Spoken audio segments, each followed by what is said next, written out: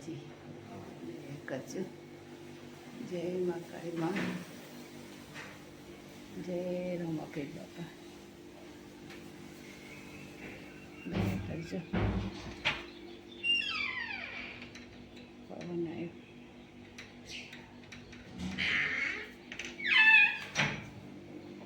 એક બાજુ ચા બને છે, ચા ઉકળી જશે. દીવા કરી દીધા. ગુડ મોર્નિંગ, જય શ્રી કૃષ્ણ, જય માતાજી. સ્વાગત છે તમારા બધાનું મારા નવા બ્લોગમાં. આજની દિવસની શરૂઆત થઈ છે સવારે 8 વાગે. સાહેબ ચા નાસ્તો કરીને જતા રહ્યા. દક્ષુભાઈ માટે હવે ચા નાસ્તો બનાવવાનો બાકી છે. મારા માટે જો હું ચા બનાવું છું. બીજું તો બધું કશું હોય નહીં હાલ તો. હજુ તો કામ કરવાનું તો બધું બાકી છે. સવારે ઉઠ્યા નહીં ધોઈને દીવાબત્તી કરી છે ને હવે ચા બનાવીએ છીએ. તો કાલ પાણી નહોતું આવ્યું પણ આજ તો આવીશું પાણી, એટલે આજ તો ભરપૂર ભરી લીધું બધું. પાણી વગર બહુ ઓખો પડે છે. પાણી નહોતું કાલ તે બધી જેટલી 12-13 ડોલો ઊંચી કરી, ચોકડીમાંથી ઊંચી કરીને મશીનમાં નાખી. ત્યાં તો કપડાં ધોવાણ્યા છે એટલે કંટાળી જાય તે કાલ તો હું. અને જો આ રોટલા ગરમવાળા કીડીઓ ચડી, કીડીઓ છે અંદર. રોટલો મૂક્યો હતો ને તે અંદર કીડીઓ છે. હવે ઉનાળાની આ તકલીફ થશે. ગમે તે વસ્તુ બહાર મૂકીશું ને એટલે કીડીઓ જ ચડી જશે. એટલે આવું થાય છે. સારું ચલો, પહેલાં તો દૂધ, ચામાં દૂધ રેડી દઈએ. રાતની ખીર, બોલો સાહેબે ખીરી ના ખાધી પણ કે હું રાતે ખાઈ અને ખીરી ના રવા દીધી, ખાધી નહીં. જો એટલે કીડીઓ ચડી અંદર ગરમાણમ. તો હવે રોટલો ને એવું બહાર રોટલાને કેવું કરી નાખી બધું. કીડીઓ ચડી છે ઠેઠ સુધી. જો આ બધી કીડીઓ. બાજુ ચામાં દૂધ રેડી દીધું છે. શું ભીંડાનું એટલા બધા મોંઘા?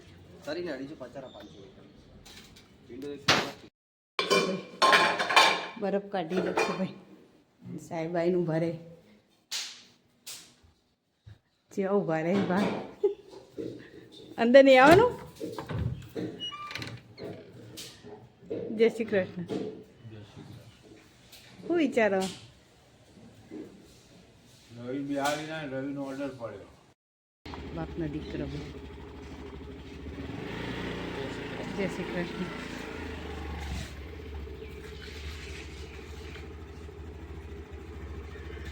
દક્ષુ તને ચલાવવા તો નહીં આલી ને? હેવી ડ્રાઈવરી ને.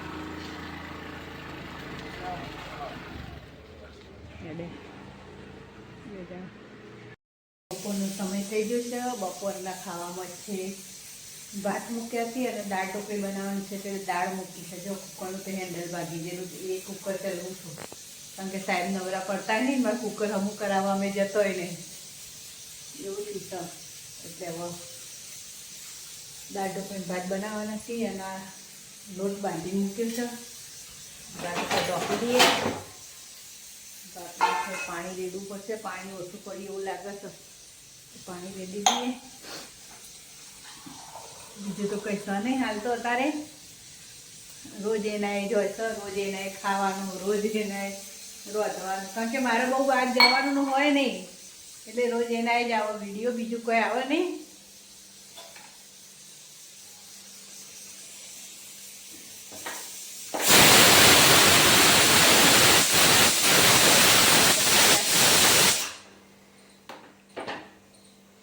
જો ભાત તો હજુ કાચા છે. ઢોકી દઈએ. ધીમું ગેસ કરીને ચડી જાય.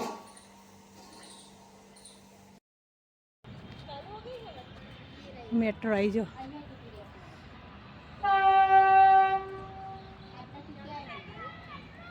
આટલા જ ઊભી જ રહી.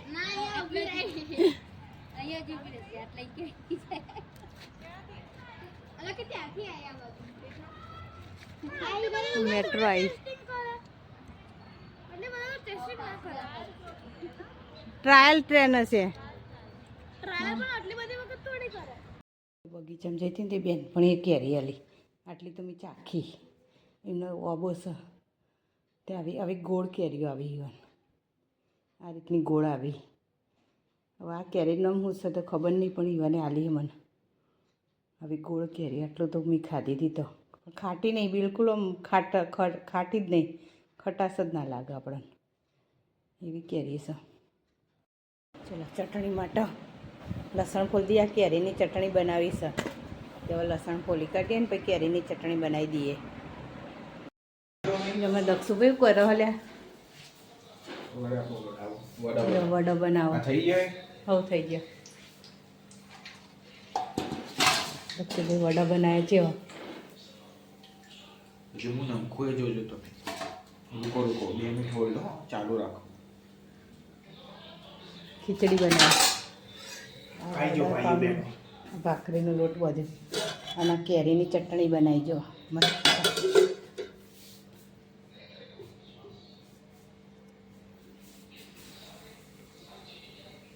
ને દક્ષુભાઈને નંખવાની સ્ટાઇલ જો વડા. દક્ષુભાઈ અમારે રસોઈએ થવાના મને એવું લાગે. એ ધીરે તેલ થોડા બળે.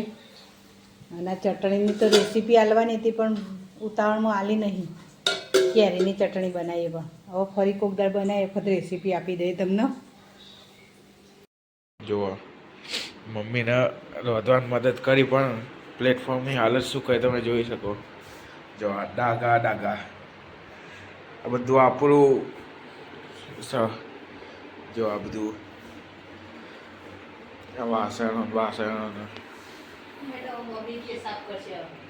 મમ્મી સાફ કરી દેજો આજનો દાંત.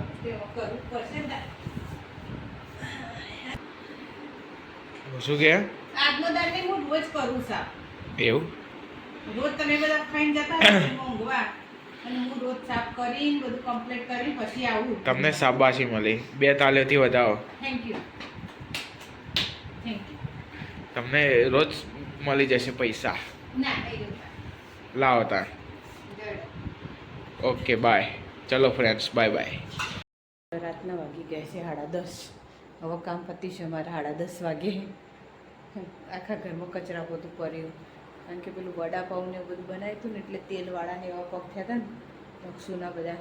દક્ષુએ બનાવી એટલે આખા ઘરમાં ચોપડું કર્યું હતું. આખા ઘરમાં કચરો વાળ્યો ને પોતું કર્યું ને ઠેઠ ઊંધી.